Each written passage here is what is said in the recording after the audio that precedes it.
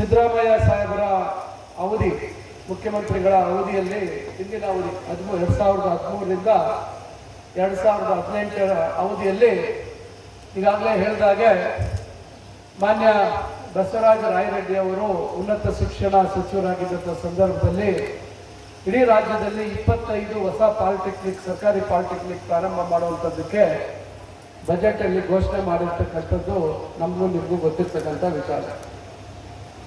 ಇದು ಘೋಷಣೆ ಆದ ನಂತರ ಸುಮಾರು ಈಗಾಗಲೇ 16-17 ಪಾಲಿಟೆಕ್ನಿಕ್ ಈಗಾಗಲೇ ಕಾರ್ಯಾರಂಭ ಆಗಿದೆ. ಇನ್ನು ಉಳಿದಂಥ ಕೆಲವುಗಳನ್ನ ಈಗ ನಾವು ಪ್ರಾರಂಭ ಮಾಡ್ತಾ ಇದ್ದೇವೆ.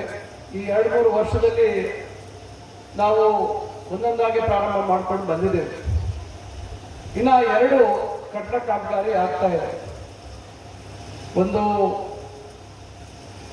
ಮಾಗಡಿ ಮತ್ತು ಇನ್ನೊಂದು ಟಿ ನರಸೀಪುರ ಅಂತ ಕಾಣುತ್ತೆ.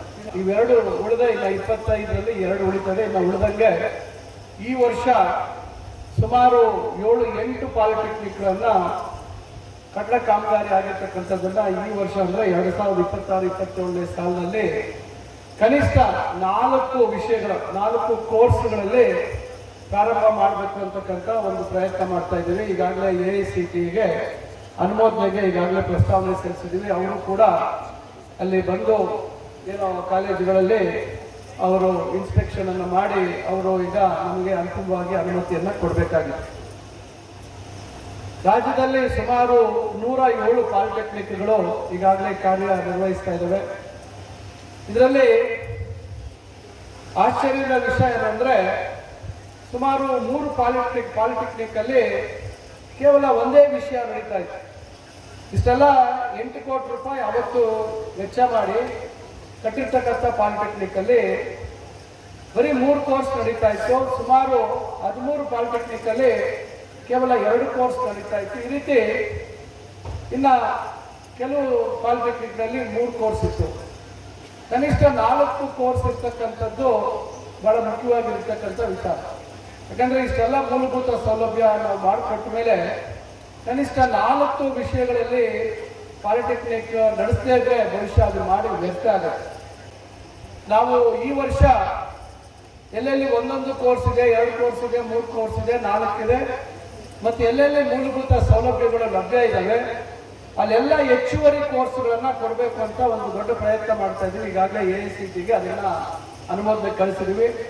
ಕಾರಣ ಹೆಚ್ಚು ಬಡ ವಿದ್ಯಾರ್ಥಿಗಳಿಗೆ ಈ ಸೌಲಭ್ಯ ದೊರಕಬೇಕು. ನಮ್ಮ ಸರ್ಕಾರಿ ಪಾಲಿಟೆಕ್ನಿಕ್ ಅಲ್ಲಿ ಓದೋರಂಥವ್ರೆಲ್ಲರೂ ಇವತ್ತು ಆರ್ಥಿಕವಾಗಿ ಚೈತನ್ಯ ಇಲ್ಲದೆ ಇರ್ತಕ್ಕಂಥವ್ರು ಇಲ್ಲಿ ಸೇರ್ತಾರೆ ಅಂತಕ್ಕಂಥ ಉದ್ದೇಶದಿಂದ ನಾವು ಅದಕ್ಕೆ ಹೆಚ್ಚು ಒತ್ತು ಕೊಡುವಂಥ ಒಂದು ಪ್ರಯತ್ನವನ್ನು ನಾವು ಮಾಡ್ತಾ ಇದ್ದೀವಿ. ಬೆಲೆ ಏರಿಕೆ ಬಹಳಷ್ಟು ಆಗಿದೆ. ಸಿಮೆಂಟು, ಸ್ಟೀಲು, ಕಟ್ಟಡ ಸಾಮಗ್ರಿಗಳ ಎಲ್ಲ ಬೆಲೆಗಳು ಇವತ್ತು ಜಾಸ್ತಿ ಆಗಿದೆ.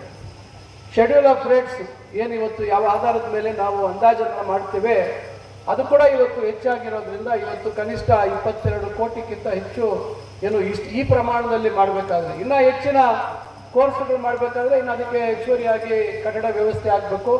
ಇವೆಲ್ಲ ಮಾಡುವಂಥದ್ದು ಬಹಳ ಮುಖ್ಯವಾಗಿರ್ತಕ್ಕಂಥ ವಿಚಾರ. ಆದರೆ ಈಗ ನಾವು ಗಮನಿಸಿರ್ತಕ್ಕಂಥದ್ದು ಇವತ್ತಿನ ಕಾಲಕ್ಕೆ ಅನುಗುಣವಾಗಿ ಏನು ಸೌಲಭ್ಯಗಳು ಬೇಕು ಈ ಒಂದು ಪಾಲಿಟೆಕ್ನಿಕಲ್ಲಿ ಅಂತಕ್ಕಂಥದ್ದು ಬಹಳ ಮುಖ್ಯವಾಗಿರ್ತಕ್ಕಂಥ ವಿಚಾರ.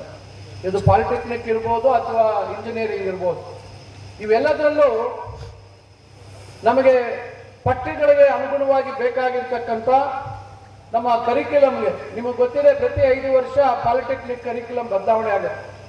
C10 ಆಯಿತು, C15 ಆಯಿತು, C20 ಆಯಿತು, ಈಗ C25 ಬಂದಿದೆ. ಅದರ ಅನುಗುಣವಾಗಿ ಕೌಶಲ್ಯಕ್ಕೆ ಹೆಚ್ಚು ಆದ್ಯತೆ ಕೊಡ್ತಕ್ಕಂಥ ಒಂದು ಪ್ರಯತ್ನಗಳಾಗ್ತಾ ಇದೆ. ಆದರೆ ನಮ್ಮ ಸರ್ಕಾರಿ ಕಾಲೇಜುಗಳಲ್ಲೇ ಆ ವ್ಯವಸ್ಥೆಗಳಿಲ್ಲ.